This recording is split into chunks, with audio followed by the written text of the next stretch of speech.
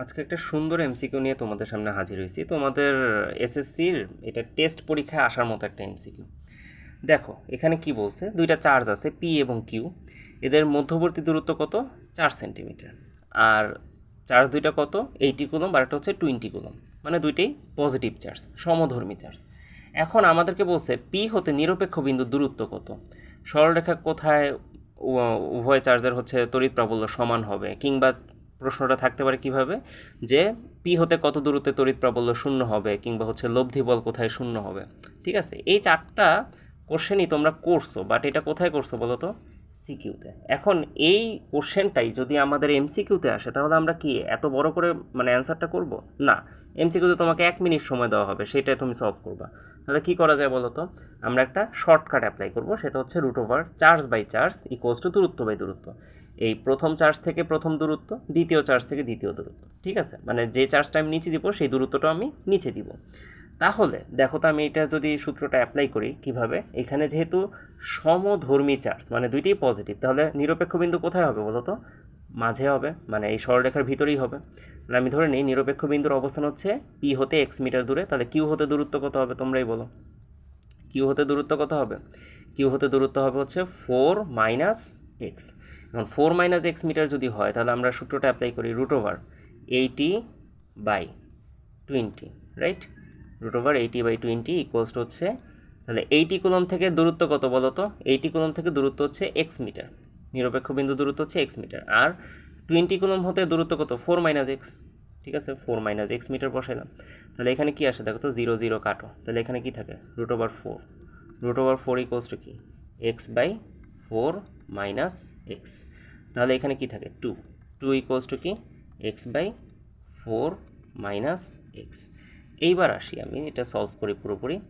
এটা সলভ করলে কি আসে বলো তো? এখানে x থাকে, তাহলে 2 দ্বারা এটাকে গুণ দিই, তাহলে x ইকুয়ালস টু কী হয়? x ইকুয়ালস টু হয় হইতেছে 8 - 2x। এই -2x এই পাশে গেলে কী হয়ে যাবে? 3x হয়ে যাবে। তাহলে 3x ইকুয়ালস টু 8। তাহলে আমাদের x ইকুয়ালস টু কত আসে? x ইকুয়ালস টু আসে হচ্ছে 8/3, বা এটাকে আমরা লিখতে পারি 2.67 2.67 সেন্টিমিটার। তাহলে এটার অ্যান্সার কত বলো তো? এই যে খ। তাহলে খ হচ্ছে এটার অ্যান্সার। ওকে। আচ্ছা, এখন তোমাদের অনেকেরই মনে কোশ্চেন থাকতে পারে যে আচ্ছা ভাই, আপনি তো পজিটিভ চার্জের জন্য দেখাইলেন, দুইটাই পজিটিভ বা সমধর্মী চার্জের জন্য যদি দুইটাই নেগেটিভ হইতো, তাহলেও আমাদের অ্যান্সার সেমই হইতো। ঠিক আছে, যদি দুইটাও নেগেটিভ হইতো, সমধর্মী চার্জের ক্ষেত্রে তড়িৎ প্রাবল্য কিংবা হচ্ছে লব্ধি বল, এটা কি হয়? মাঝখানেই, মানে সরলরেখার মাঝেই হচ্ছে এটা শূন্য হয়। তাহলে যদি একটা পজিটিভ হইতো একটা নেগেটিভ হইতো, তাহলে কি হইতো? তাহলে আমরা একই সূত্র আবার অ্যাপ্লাই করতাম। দেখো একই সূত্র কীভাবে অ্যাপ্লাই করতাম। ধরো যে এইটা হচ্ছে নেগেটিভ চার্জ, ঠিক আছে, এটা -20 কুলম্ব।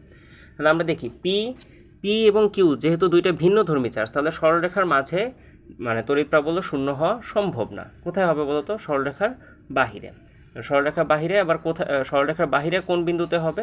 যেটা ছোট চার্জ তার থেকে কাছে হবে, তাই না? তার পাশে হবে। তাহলে ছোট চার্জ কোনটা? কিউ। কিউ এর পাশে বলতে কিউ হতে এক্স মিটার দূরে আমরা ধরে নিলাম যে তড়িৎ প্রাবল্য শূন্য হবে। ঠিক আছে, এইখানে। তাহলে কিউ হতে যদি এক্স মিটার দূরে হয়, তাহলে পি হতে দূরত্বটা কত হবে? পি হতে দূরত্ব কত হবে? পি হতে দূরত্ব হবে 4 + x।